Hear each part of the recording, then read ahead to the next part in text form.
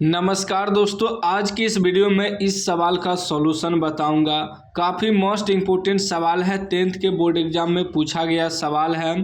कह रहा है किसी समकोण त्रिभुज की परिमिति 40 सेमी है, इसका कर्ण 17 सेमी एवं अन्य दो भुजाओं की लंबाइयों का अंतर 7 सेमी है, तो भुजाएं ज्ञात करें। यह सवाल अभी तक यूट्यूब पे कोई नहीं बताया है, तो ध्यान से आपको देखना है, समझना है, ठीक ना। यदि आप यह सवाल यूट्यूब पे सर्च मार रहे थे तो कह रहा एक समकोण त्रिभुज है। समकोण त्रिभुज है जिसमें कि ए बी सी मान लेते हैं उसका कोण, ठीक ना। समकोण त्रिभुज का मतलब हुआ कि यहाँ 90 डिग्री का कोण बन रहा है, ठीक ना। यहाँ समकोण है तो यहाँ कितना डिग्री कोण बन रहा है, 90 डिग्री का। ए बी सी मान लिए, ठीक ना। आप चाहे तो इसे ए बी सी ऐसे भी मान सकते हैं, उससे कोई दिक्कत नहीं है। जिसमें कि कह रहा है कि इसका कर्ण 17 सेमी है, तो कर्ण वही होता है जो सबसे बड़ा भुजा होता है, तो इस सबसे बड़ा भुजा है तो इसको मान लीजिए कर्ण, ठीक ना। कर्ण कितना है, 17 cm है। अब कह रहा है कि कर्ण तो 17 cm है, लेकिन अन्य दो भुजाओं की लंबाइयों का अंतर 7 सेमी है। मतलब बाकी जो ये दोनों भुजा बचा, इसका लंबाइयों का अंतर जो है 7 सेंटीमीटर है। मतलब उनका ये दोनों के भुजा का जब अंतर निकालेंगे तो 7 सेंटीमीटर निकलेगा। तो हमें तो यह मालूम ही नहीं है कि भुजा क्या है, तो हमें मानना पड़ेगा। लेकिन समकोण त्रिभुज की परिमिति दिया है इसका 40 सेंटीमीटर, ठीक है ना। परिमिति का मतलब हुआ चारों तरफ का घेरा दिया हुआ है, ठीक है। तो यहाँ लिख लेंगे कि माना कि समकोण त्रिभुज का लंब, इसको लंब कहते हैं, इसको आधार कहते हैं, इसको कर्ण कहते हैं। तो हमें मानना पड़ेगा ना, क्योंकि हमें मालूम ही नहीं है दोनों भुजा क्या है, सिर्फ उसका लंबाइयों का अंतर दिया है। तो मानेंगे, माना कि समकोण त्रिभुज का लंब x सेंटीमीटर तथा आधार y सेंटीमीटर या y सेंटीमीटर है, मान लिए, ठीक है ना। अब हमें सवाल में दिया है कि त्रिभुज की परिमिति दिया है, ठीक ना। तो यहाँ लिखेंगे, अब हम ये x और ये y मान लिए हैं। ये कितना हमारा x सेंटीमीटर, ये है y सेंटीमीटर, यानी कि y cm, और इसको मान लेंगे x cm, ठीक ना। मतलब लंब हो गया x और आधार हो गया y और कर्ण हो गया कितना, 17 cm। अब प्रश्न से चलेंगे, प्रश्न से चलेंगे। कह रहा है कि समकोण त्रिभुज की परिमिति 40 सेंटीमीटर है। समकोण त्रिभुज की परिमिति क्या होता है, समकोण त्रिभुज की परिमिति दिया है हमें, ठीक ना। तो लिखेंगे समकोण त्रिभुज की परिमिति का मतलब हुआ कि तीनों भुजा का योग। देखिए, समकोण त्रिभुज का जो परिमिति होता है या परिमाप होता है, तीनों भुजा का योग होता है। तो तीनों भुजा क्या है, एगो है x, एगो है y, एगो है 17। इतना बराबर कितना दिया है, 40 सेंटीमीटर।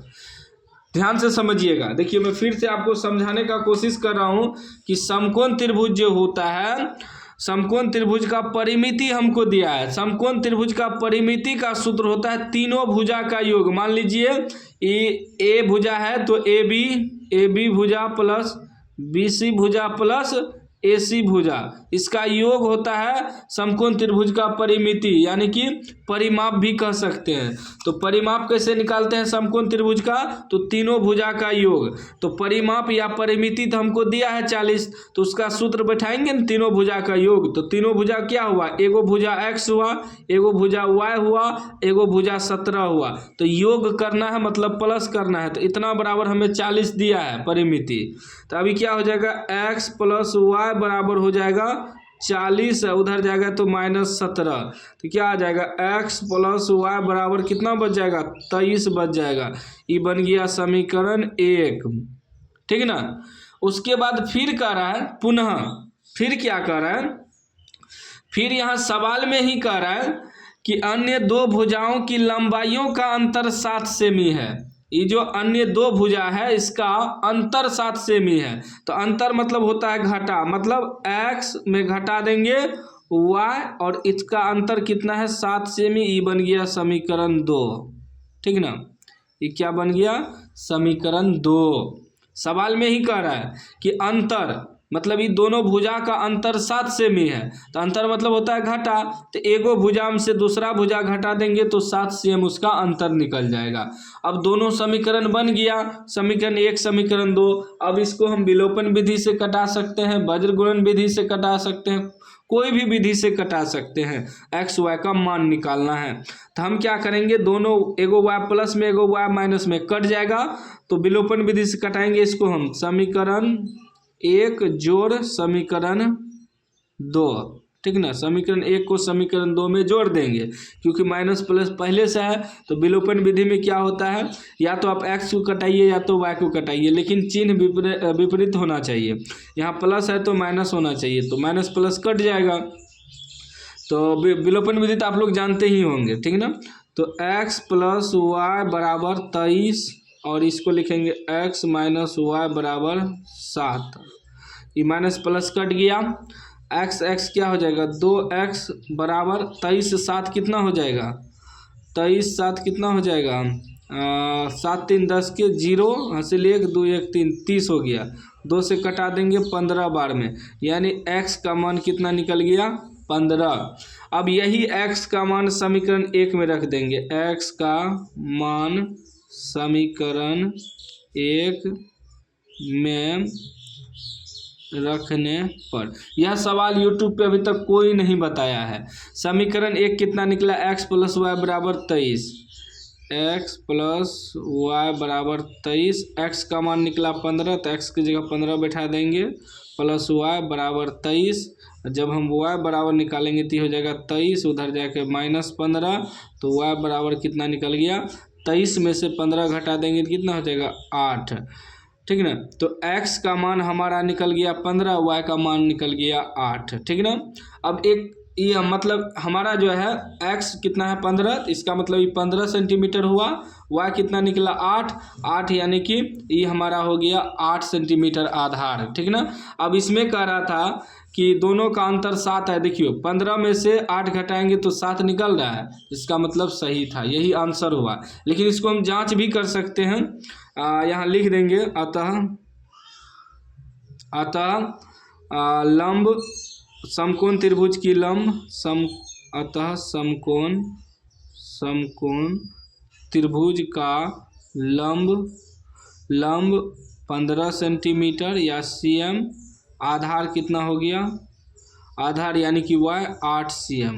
इसको जांच करना हो तो हम जांच भी कर सकते हैं, कैसे कि पाइथागोरस प्रमेय से एक सूत्र होता है, कर्ण का स्क्वायर बराबर लंब का स्क्वायर प्लस आधार का स्क्वायर, ठीक ना। जांच भी हम कर सकते हैं, यहाँ लिख देंगे जांच पाइथागोरस प्रमेय से,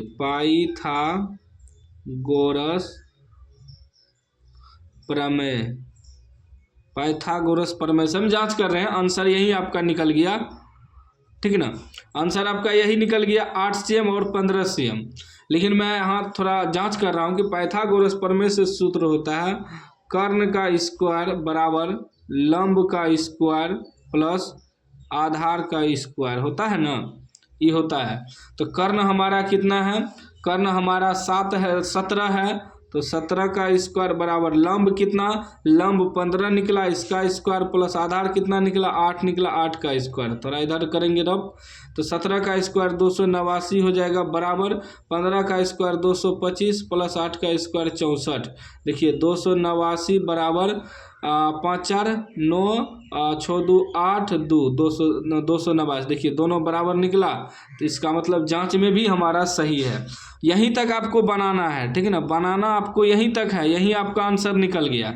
हम थोड़ा आपको जांच करके दिखा दिए, ठीक ना, कि सही है, इसके बराबर में ये दोनों का योग आ गया।